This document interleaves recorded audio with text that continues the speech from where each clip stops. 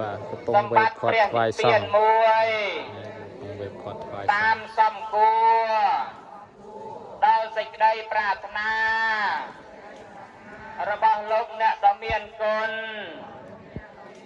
ទាំងឡាយនោះចោះដោយអំណាចផល្លានិសង្ឃទាំងអស់នេះសូមឲ្យបានសម្រេចដោយសេចក្តីប្រាថ្នាទៅវងអរៈ2ដងផងអរៈ3ដងផង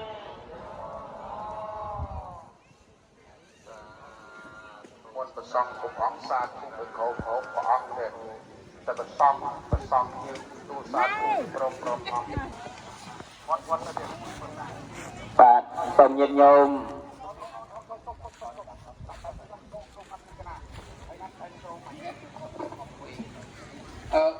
ចេះមួយស្មើនឹងមហាត់មកណាហ្នឹងហើយចូលចម្រើនឲ្យកឹបបងអញ្ចឹងហើយញាតិញោមប៉ះទាំងអស់គ្នាទៅប៉ះទាំងអស់ក៏ប៉ះតទៅហ្នឹងហើយណាមកស្អីមកទៀតនោះទទួលឲ្យផងណាហ្នឹងហើយចូលចម្រើនណាសាធុសុំប៉ុណ្ណឹងចោះហើយតំណាងតែមួយប៉ុណ្ណឹងគ្រប់គ្រាន់ហើយញាតិញោមកុំអាលទាន់ប្រគិនខាងក្រោយណាតំណាងនៅនេះសិនគាត់តាមមុនសូមអនុមោទនី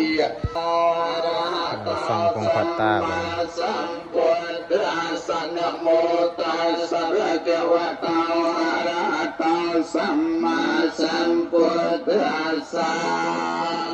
ទេហមេកុសល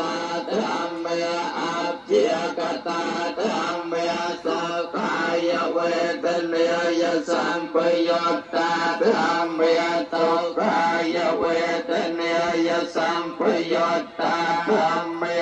ទុក្ខមសុខាយវេទនាយសម្បយោតាតនុបាតិនិយធម្មេ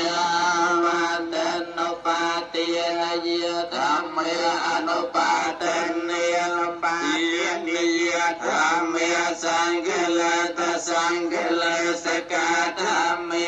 សង្ឃកតវិចារធម្មេអវិតកវិចារមតធម្មេអវិតកវិចារមេបៃតសហកតាធម្មេសោកសហកតាធម្មេឧបេខាសហកតាធម្មេទេសនេយបហតាពេធម្មេភាវនេយបហតាពេធម្មេនេវទេសនេនវភាវនេយបហតាពេធម្មេទេសនេយបហតាបហេតុកាធម្មេភាវនេយបហតាបហេតុ